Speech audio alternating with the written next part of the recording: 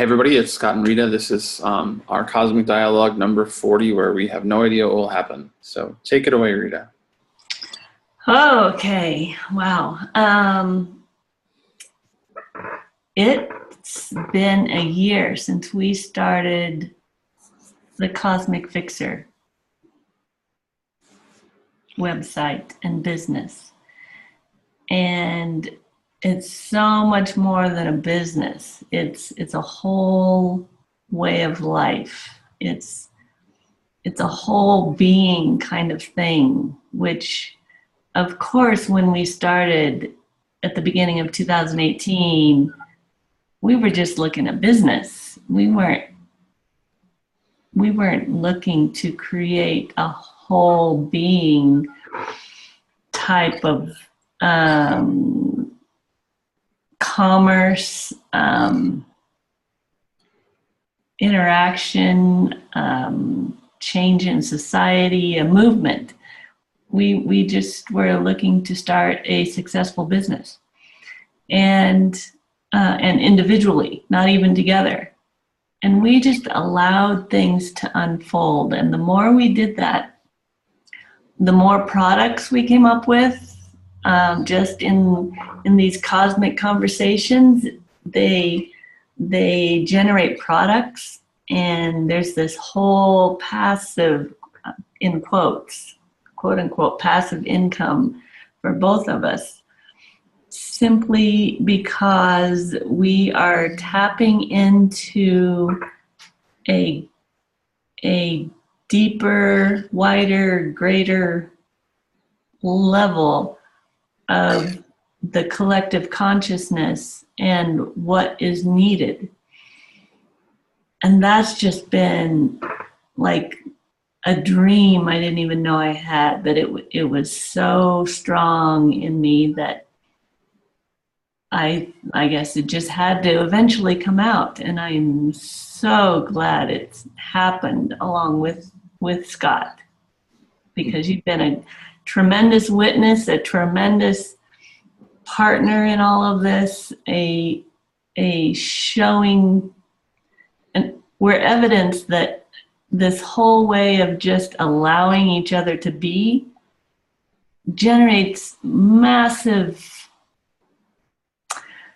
expansion, creativity, kindness. It's really been fabulous. So you go ahead and put your take on it. Well, yeah, it's been a year too, and I've also realized that I get into this. I found like my creative pulse, I believe, in this last year of, I always have resisted that. I feel like I'm good at these technologies, and it's like it is my contribution to all this is like, let's put this into a platform that works for everyone.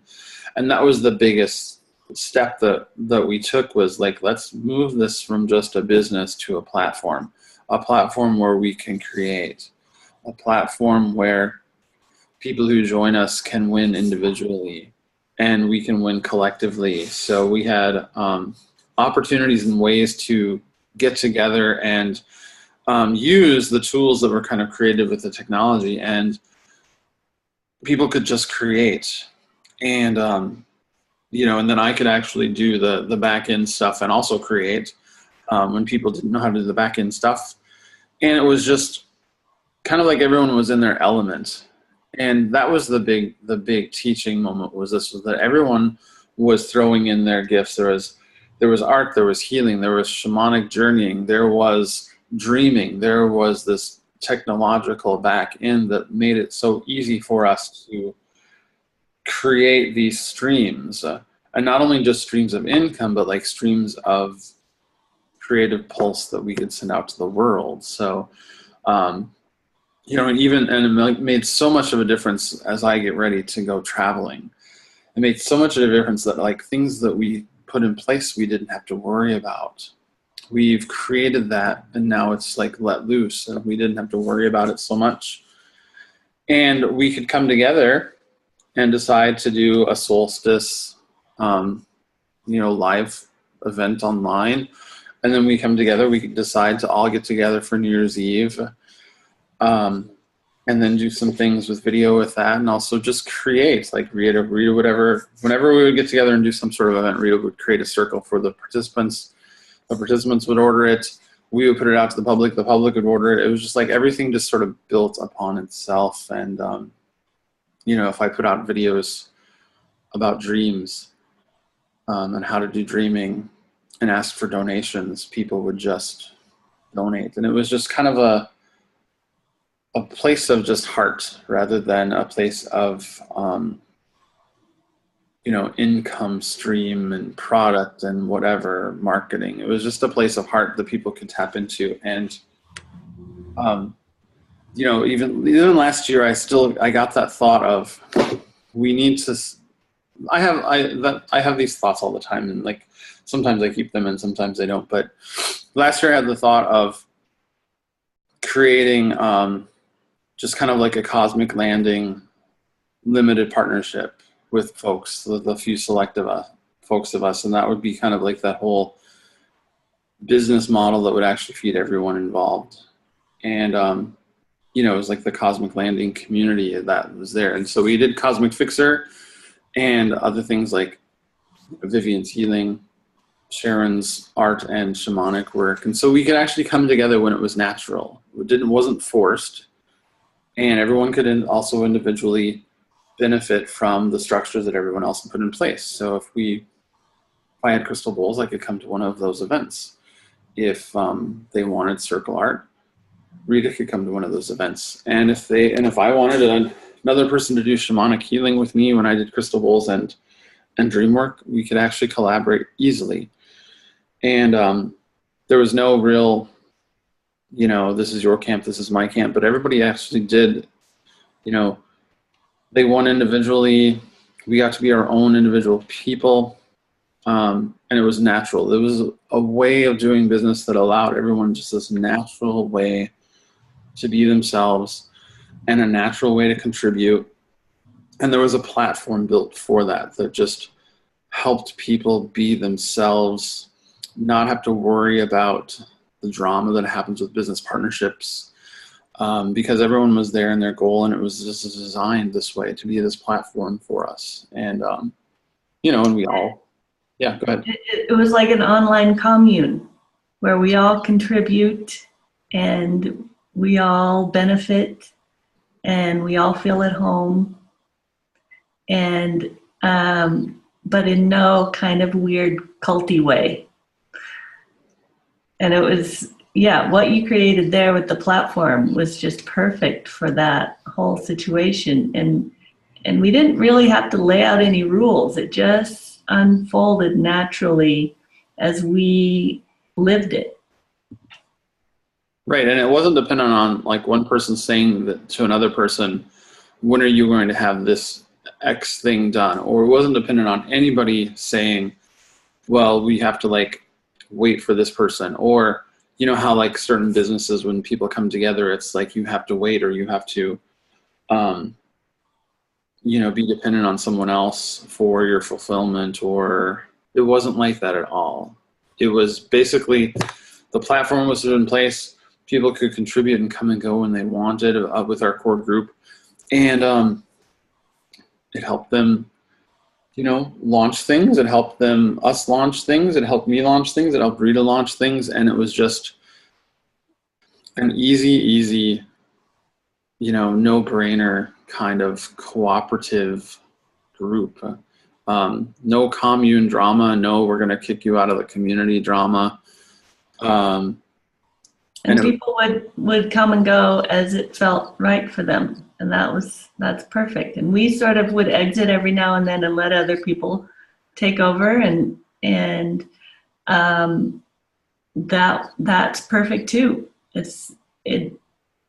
And just showing that is a possibility was like a whole world changer for so many people. For us, definitely, to experience the reality of that happening without any kind of manager or anyone in control and no rules. And we all just were totally sovereign and self-responsible, and it expanded out to everybody we come in contact with. Yeah, and if Sharon or someone else wanted a meditation CD to release, then if Rita wanted to, she could contribute circles. If someone wanted T-shirts, we could do the same thing with the Printful integration that we have with Cosmic Soul Circle. It was just this whole easier platform so that it just allowed people more freedom. So I liked that, just that whole situation. I saw from the beginning the possibilities of this freedom. Everyone could still be their own business, and this was just a platform. This was just something they could step into and reach into, and the cooperative aspects were endless. So, which was really nice to see. And of course, some people didn't quite get it, and still, we have people who come on to some of our Facebook groups and they still don't get it. They're like, "Tell me what you're all about." I'm like, "We'll take the course, please." Yeah. And so we've had like a few of those. But it's always been fun, and it's always just kind of kept me in my element of really tapping into this my own little goals about tech work and what I can take on and design work, and the designs, if people hire me to do that, or if they make arrangements or whatever, and it's through our group, everyone wins, and it's just still creativity. And I think I also made it easier because I kind of shed a lot of these societal normative expectations of living situation and time. And I think you probably would agree, Rita, this whole idea of time and meditation, those things being important, just kind of like there wasn't an urgency behind things, and there were other people who came to us who there was no urgency. And that is such a freeing thing. And really that circle poster that you put together, well, I came up with in meditation, and you made it happen. That was our entire business plan. I don't need anything from you. You don't have to be anything for me. I know who you are. There's no hurry, and I love you. What else is there? When you cover those bases, yeah, there can be spokes out from there, but that's it. It's the perfect business plan, the perfect cooperative way of working with someone else. And not only did it make a great poster that people soaked up and loved, that kind of reached a different paradigm for some folks. It's this new love without guilt and without attachment or aversion. But it was a great business model as well. So it was our way to put that in a business plan. So we've always done that and said that. So I end my meditations with that. So it's and it just kind of snowballs from there. So it's whatever comes out in our meditations, kind of just, it'll creep into a product, or it'll creep into a service, and it will creep into the consciousness of what we're doing. And it's what happens when you allow, those lives to come through, that being to come through. Right. And we really, somewhere in there, noticed how, well, fairly early in creating the introductory course, how people really are asking to be led and shown instead of just taking the initiative on their own to find out things, which was really curious to me. And so that ended up being a really easy way to find out who was going to be on board with what we were about. So and we didn't plan that. It's just how it came. It showed itself that this would be a way to find the people who were perfect to work with. Yeah, and it was a perfect way to find people who who would actually take the self-responsibility to actually seek these things themselves, go through the process, ask their own questions, and actually go through the search and everything. It was a perfect way to kind of like also find those folks who are incredibly courageous and willing to work with us as coaching clients, I guess, or coaching collaborative folks who would come to us to help them with, you know, their next best version of whether that was business, self, creativity, whatever they were creating. You know, if you had to be led from the very start and to like before you even like stepped into taking the course and watching the videos, then we kind of knew probably this is probably if you're not willing to take that step and take the little responsibility, that's fine. You're fine. You're beautiful. This may not be the work for you. So. Right. Yeah. And it explained a lot for us, just past experience of not, because we're so self-motivated, it's like a foreign thing to us.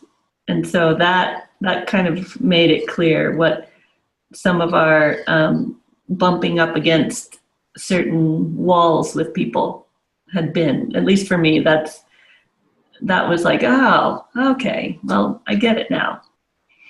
Yeah, it's a totally different marketing thing. It's like, oh, you know, it's not about let's friend 5 new people every day and find new leads and make sure we reach out to every one of those people that we've befriended on Facebook and start a conversation and then like lead them to us. It was not about that. It was about that just makes me laugh.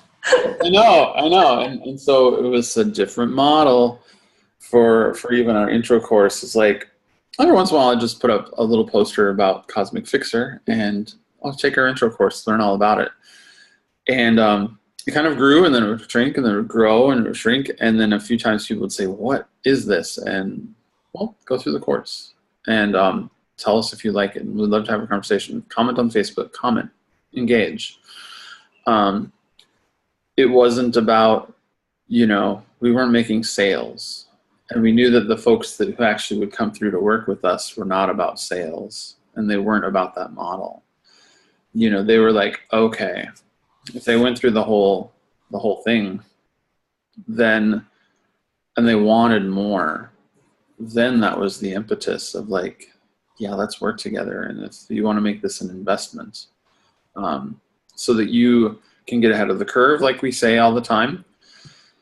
So then why not make this investment? We'll work with you and we'll give you everything we have and we'll, you know, you can be a part of this. And that would made it a lot easier. Just made it a lot easier. And it was not about throwing up, you know, coaching calls and webinars and then anybody who showed up on a webinar, we would like jump on them. It wasn't about that. Yeah, and half the time the investment was just clicking on a link to take you to schedule a conversation with us for free, because we knew it would be expanding for us regardless of what the other person does with it. And we also knew that it was going to affect them whether they wanted it to or not after the call.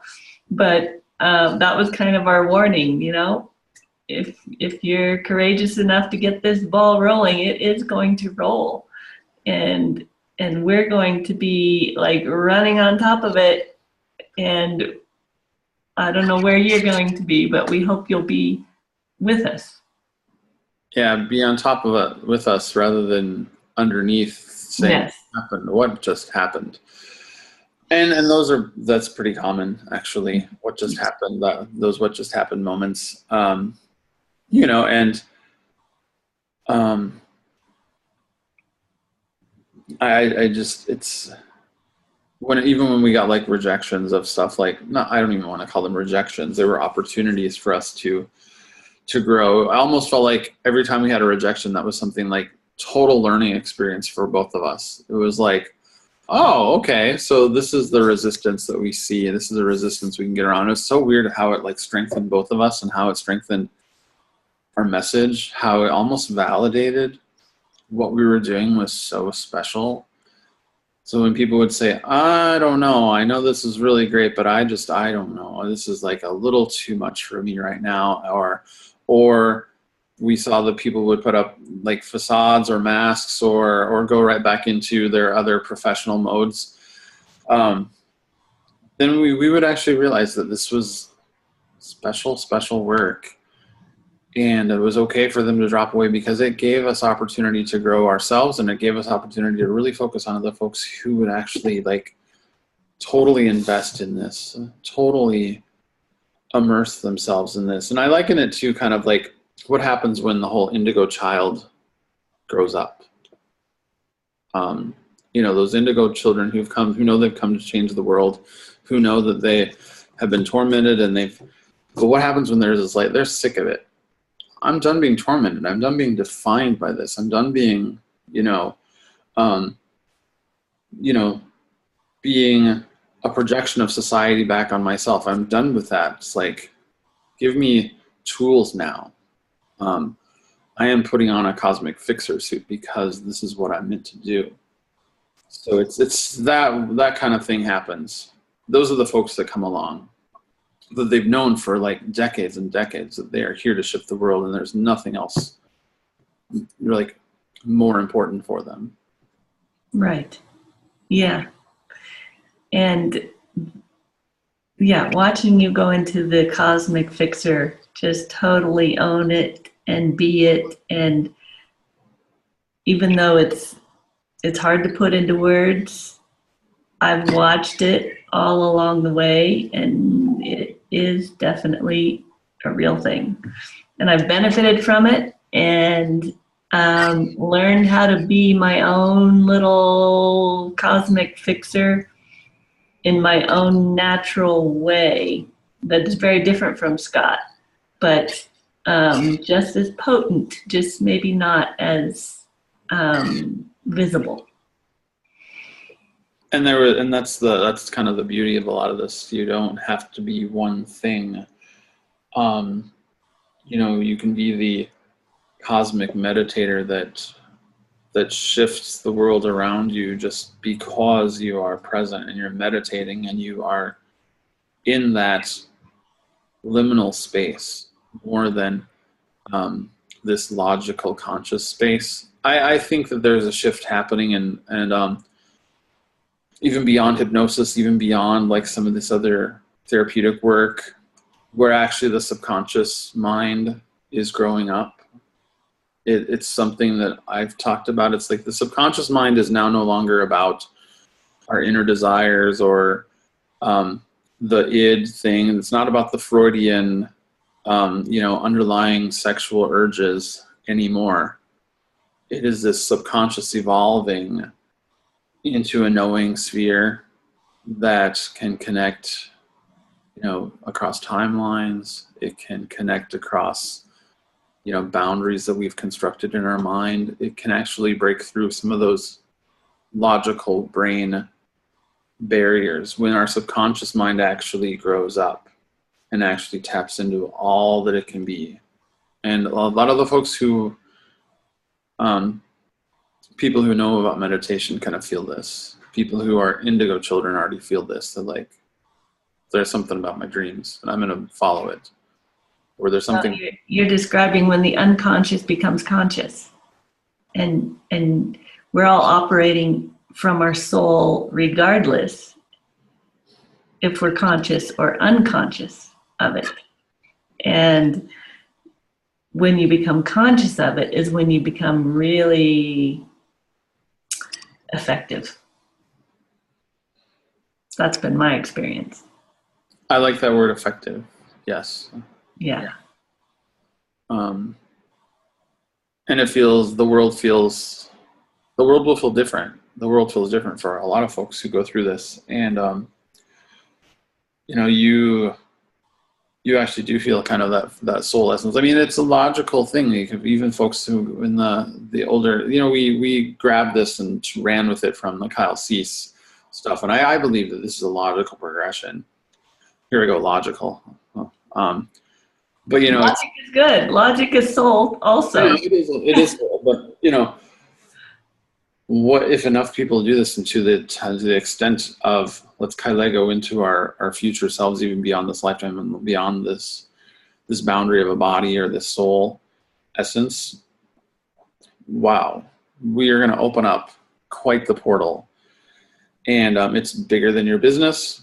It's bigger than your family. It's bigger than your anxiety or your depression or your happiness or your ecstaticness or all the feelings that you feel.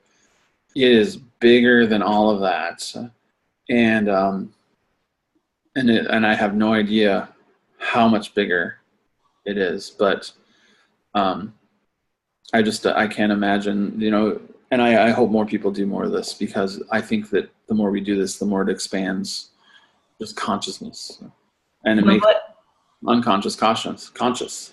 Right. And what you said at the beginning of that last bit of the conversation was that the world feels different. So a year ago, we had been hearing we need to work on ourselves, and when we are different, that's when things will change. And there's truth in that. But what we discovered, that as we changed, the world actually felt different to us. So we didn't have to address necessarily those old patterns. Like the patterns would just dissolve, patterns with other people. So it's like they could feel it. And that was evidence that we're operating from the soul regardless of whether we're conscious of it or not. Because as soon as we would change something in us, the world would feel different.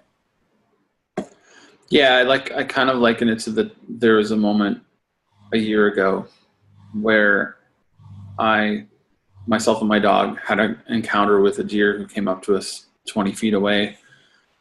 It was really emotional and very wonderful. But then after that, and for a while, I kind of could tell, I could sense energies of people. I could sense that resonates. No, that doesn't resonate. That resonates very well. Or I feel safe with this person, or I don't necessarily feel safe with this person. It was almost like there was a faster knowing. But it was more because like the world had changed because I had changed. And so when the world changed, like, I guess the animals started coming and approaching.